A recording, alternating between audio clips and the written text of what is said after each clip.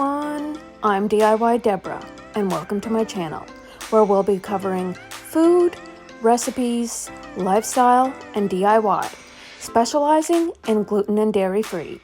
If this is something that you enjoy, please come along with me. Hey everyone, welcome back to my channel. I'm DIY Deborah.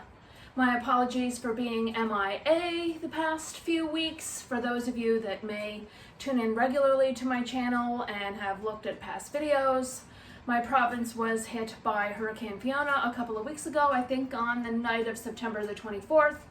There are still 10,000 islanders without power over, I think it's day 15. So yeah, the devastation here is pretty significant, and I've had to take some time with not having power and, just recovering from being hit by a catastrophic Category 3 hurricane merged with a nor'easter for like a superstorm. So I will link in the description box a little video that I did on my iPhone before it ran out of power in the dark.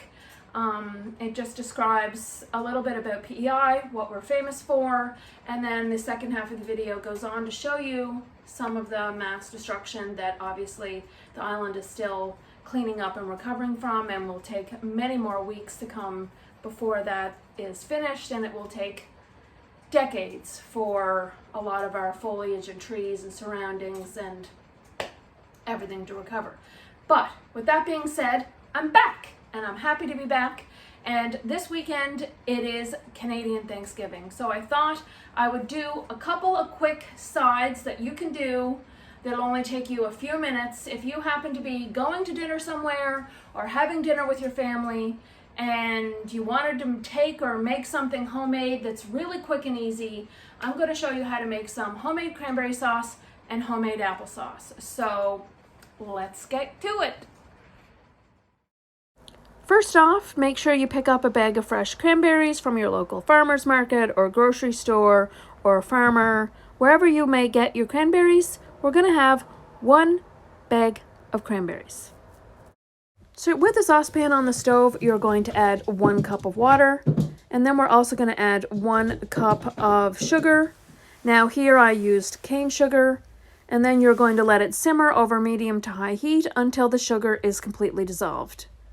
Once the sugar has completely dissolved, we are then going to be adding our cranberries into the saucepan and letting it simmer for about 5 to 10 minutes until the cranberries have completely softened, and you'll hear them also pop as they break down and soften, and you can stir occasionally to ensure that you don't burn the cranberry sauce. And yeah, so we're just going to let this simmer until it's ready to be mashed into cranberry sauce. So once it's boiled down, you will also notice that the cranberry sauce will start to thicken and it becomes very jam-like. Then you're going to take your potato masher and mash it, and then you're going to put it into a container and put it in the fridge. You can let it chill and make this the night before you're going to have your dinner so that it is nice and thick and a beautiful sauce. And that's as simple as it is to make beautiful cranberry sauce. We're then going to make some homemade applesauce. We're going to take a bag of McIntosh apples. McIntosh is the variety that I prefer to use when we're making my homemade applesauce.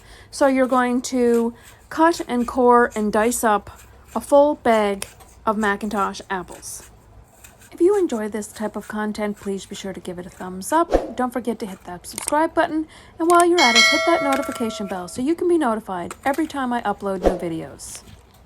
Once you have your apples all peeled, cored, sliced, and diced, you're going to put them in a saucepan over medium heat. You're going to add 1 cup of water, 1 cup of sugar, or whatever sugar amount that how sweet you would like your applesauce. You can also omit the sugar altogether, though I know our family loves when I add some brown sugar. So once we add the water and brown sugar, we're then also going to add a couple of tablespoons of cinnamon. You're going to put the lid on and let them simmer for approximately 10 to 15 minutes until they soften, stirring occasionally to make sure that you don't burn. Then we're going to take a potato masher and mash up our applesauce. Now you can also use an immersion blender or a hand mixer if you want your applesauce really smooth. We like to have our applesauce slightly chunky to look exactly like this. And once it's all mashed, you're going to put it into a couple of containers. Now applesauce can be served hot or cold, however you would prefer. But it's that simple. There you have it.